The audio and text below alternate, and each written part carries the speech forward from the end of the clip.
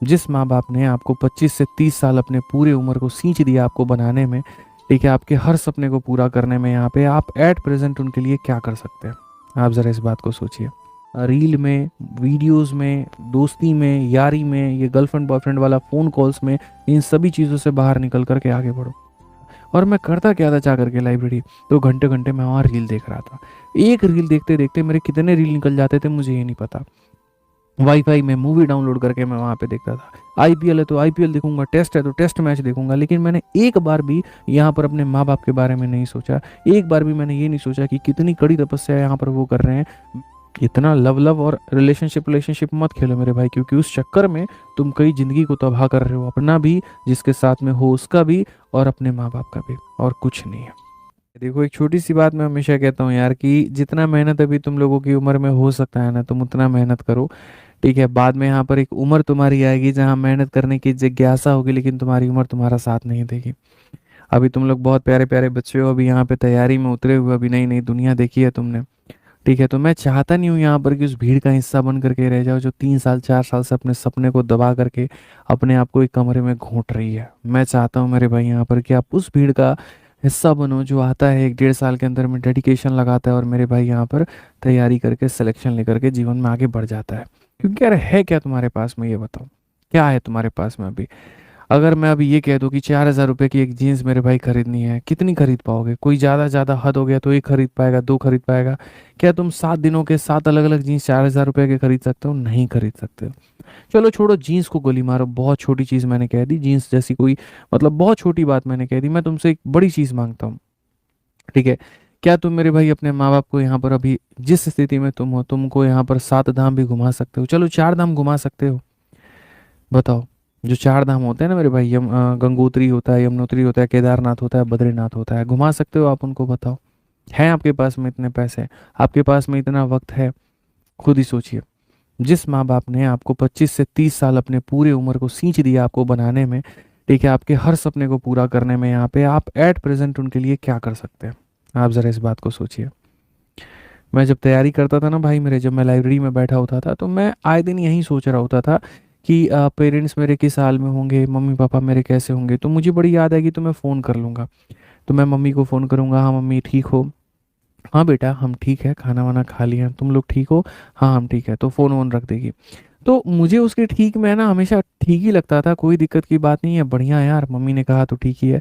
भाई साहब, मेरे पैर के नीचे से ज़मीन तब खिसक जाता था जब मैं घर जाता था, चाहे वो छठ का छुट्टी हो, चाहे वो दिवाली का छुट्टी हो, और जब जा करके देखेंगे वहां पे मेरी माँ का हाल, आंख के नीचे पूरा गड्ढा हो रखा है। मतलब धीरे धीरे मैं डरने लगा हूँ मैं चीज़ों को लेकर के, कि कैसे माँ बाप सामने बूढ़े होते हैं, कैसे यहाँ पर जो है उनकी उम्र बीतती है, वो देख करके आदमी का सिहरन हो जाता है।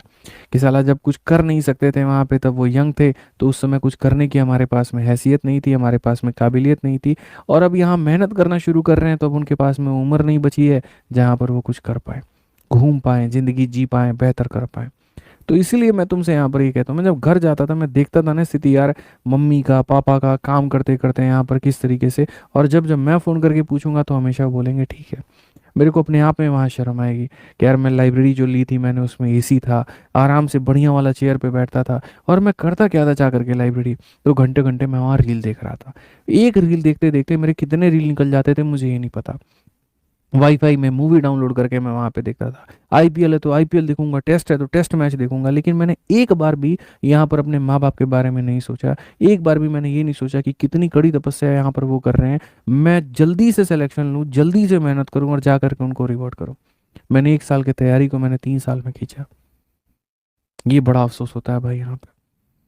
वो दिन बड़ा कचोटता है जब आपके पास में हैसियत हो, जब आपके पास में पैसे हो कुछ करने के, लेकिन आपके माँ बाप के पास में उतनी ज़िंदगी नहीं बची हो, उतना वक्त नहीं बचा हो कि वो उसको जी पाए। तो अपने आप के ऊपर में इंसान कचोटता है, अपने आप को कोसता है, और उसके पास में कुछ नहीं बचता।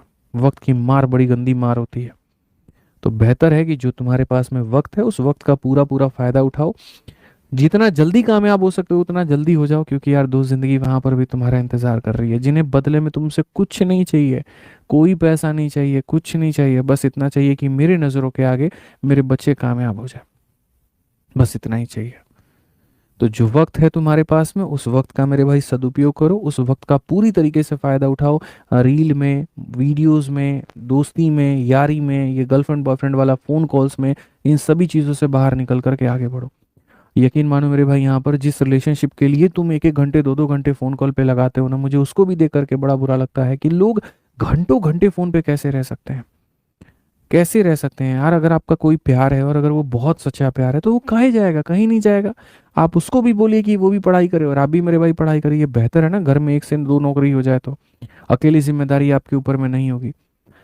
अगर आपने किसी विल्ले इंसान को अपने जीवन में जगह दे रखी है तो मेरे भाई तब तो मामला खत्म है, फिर आप उससे बड़े विल्ले नहीं है। क्योंकि जब किसी विल्ले को अपने जीवन में तुम ले करके आओगे मेरे भाई, तुम भी धीरे धीरे उसी के छत्र छाया में उसी के जैसे बन जाओगे। दम है तो अपने आप को आगे बढ़ाओ, दम है तो सामने वाले पार्टनर को आगे बढ़ाओ। नहीं है वो टाइम पास करने वाला है, छोड़ो, निकलो। नौकरी लगने के बाद में कई सारे मिल जाएंगे। इतना लव लव और रिलेशनशिप रिलेशनशिप मत खेलो मेरे भाई, क्योंकि उस चक्कर में तुम कई जिंदगी को तबाह कर रहे हो, अपना भी, जिसके साथ में हो उसका भी, और अपने माँ बाप का भी, और कुछ नहीं है। और वीडियो को हर जगह पे शेयर करिएगा और चैनल को सब्सक्राइब करिएगा।